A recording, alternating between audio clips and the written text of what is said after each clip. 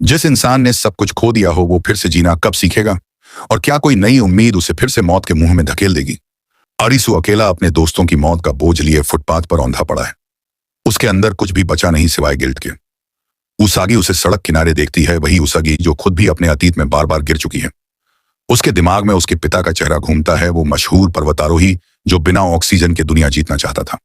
लोगों ने उसे झूठा कहा, उसने अपनी आखिरी चढ़ाई बिना ऑक्सीजन की और फिर वो लौट कर कभी नहीं आया। कुछ कहते हैं उसने खुद को खत्म कर लिया। लेकिन युसागी ने हारना नहीं सीखा, वो अरिसु को भी हारने नहीं देगी। एक नई उम्मीद और नया गेम।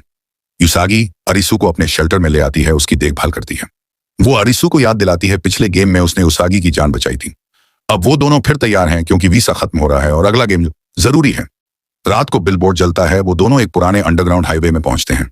वहां खड़ी है एक पुरानी ग्राफिटी से भरी बस। वही बस अब मौत का दरवाजा है।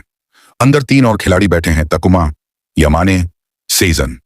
गेम का नाम distance 4 of clubs team work test. Rules simple हैं, टनल के एंड तक भागो 2 घंटे में। अगर छूट गए तो गर्दन पर बंधी कॉलर फट जाएगी।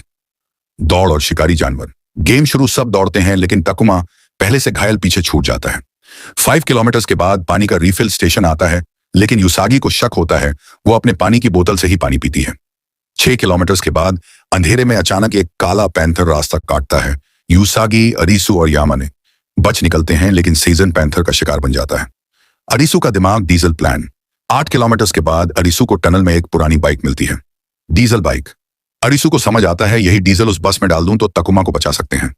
उसके पास पूरा 1 घंटा बचा है, वो युसागी और यामाने को आगे भेजता है, खुद बाइक घसीटकर वापस भागता है। टनल के एंड पर युसागी और यामाने दीवार पर अटकते हैं, तभी दीवार टूटती है और एक पूरा फ्लड टनल में घुस आता है। यामाने पानी में बहकर मर जाता है। उसागी दौड़ती है, वो अरिसु के पास पहुंचती है, जो तकुमा को बस में बैठाकर बस स्टार्ट कर देता है। पानी बस को उड़ा देता है, लेकिन बस ही असली गोल थी।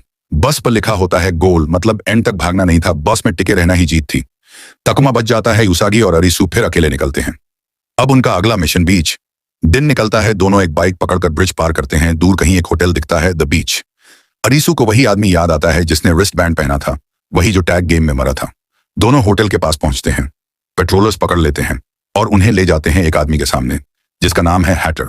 हैटर बताता है बीच एक यूटोपिया है, सबको मिलकर सारे कार्ड्स इकट्ठे करने होंगे। 52 कार्ड्स पूरे होते ही कोई असली दुनिया में लौट सकता है, लेकिन यहाँ हर कोई एक पॉन है और राजा सिर्फ हैटर है। अरिसु और उसागी मजबूरी में अपना 7 ऑफ हार्ट्स कार्ड दे देते हैं। अब वो भी बीच के मेंबर बन गए हैं। बीच दिन में पूल पार्टी है, रात में नंगा डांस फ्लोर। रात होते ही बीच के लीडर सबको 5 टीम्स में बांटते हैं। हर कोई अलग अलग गेम खेलने जाता है। कार्निवल में टाइगर वाला 6 ऑफ स्पेड्स, बीस हंटर। लाइट बल्ब गेम में अरिसु अपना दिमाग लगाता है, स्विच ABC। एक गलत तो मौत।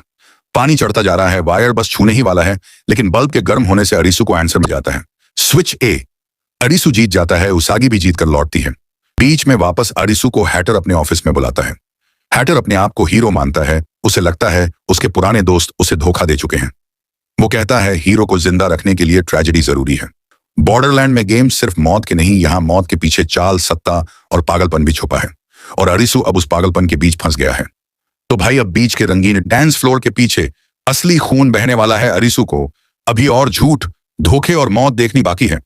अगर मजा आया हो चैनल को सब्सक्राइब ठोक दो, क्योंकि गेम अभी खत्म नहीं हुआ।